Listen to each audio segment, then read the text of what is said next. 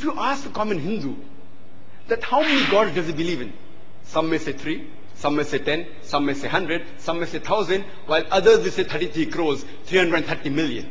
But if you ask this question to a learned Hindu who's well versed with the scriptures, he will tell you that the Hindus should actually believe and worship only one Almighty God.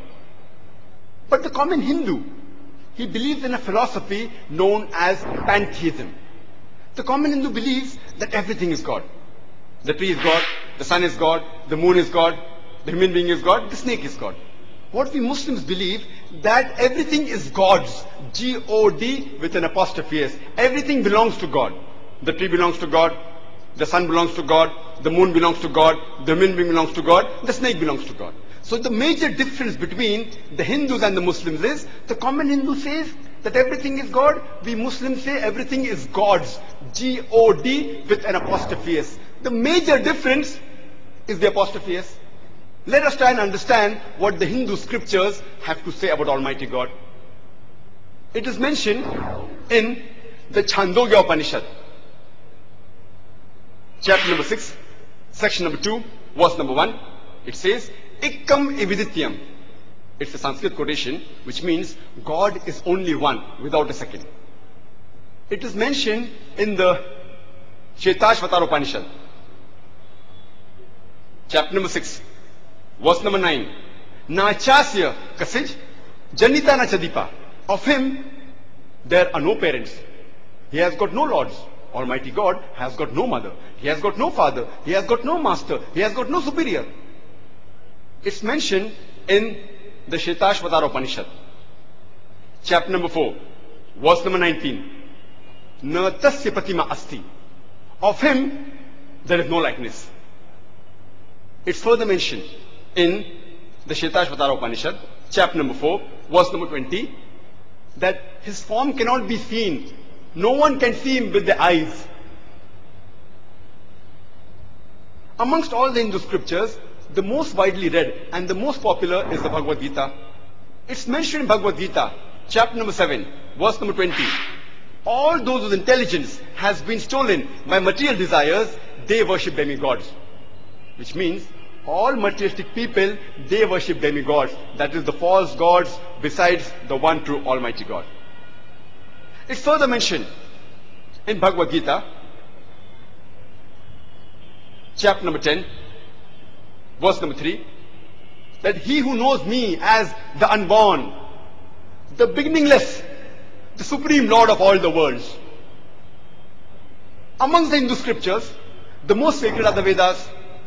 It's mentioned in the Yajurveda, chapter number 32, verse number 3. Na tasya pratima asti. Of him there are no images. Almighty God has got no images. And further says that he is unborn. He alone should be worshipped.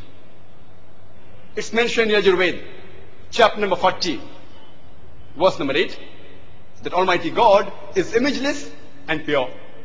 It's mentioned in Yajurveda, chapter number 40, verse number 9, Andhatma pravishanti ya asambhuti mupaste. Andhatma means darkness. Pravishanti means entering. And asambhuti means the natural things like fire, water, air. It means they are entering darkness, those who worship the natural things like fire, water, air. And the verse continues, they are entering more in darkness, those who worship the created things like table, chair, idols, etc. Who says that? Yajurveda, chapter number 40, verse number 9. It's further mentioned in the Atharva Veda, book number 20, hymn number 58, verse number 3. Dev Maha Asi. Verily great is Almighty God. And amongst the Hindu scriptures, the most sacred are the Rig Veda. It is mentioned in Rig Veda, book number 1, hymn number 164, verse number 46, the shlokas which were recited by the respected Pandits. It says, Ekkam Sat Vipra Bahuda Avedante.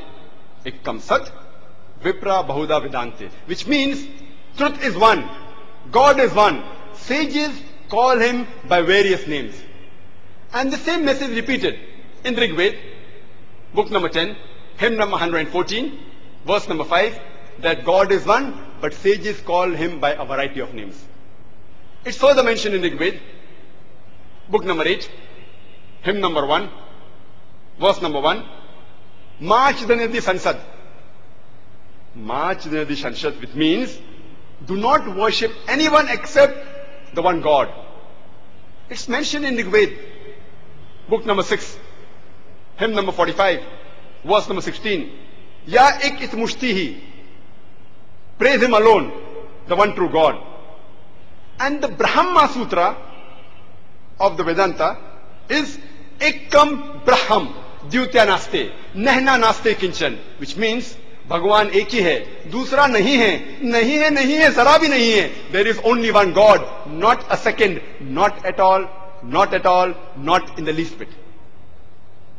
So if we read the Hindu scriptures, we understand the concept of God in Hinduism.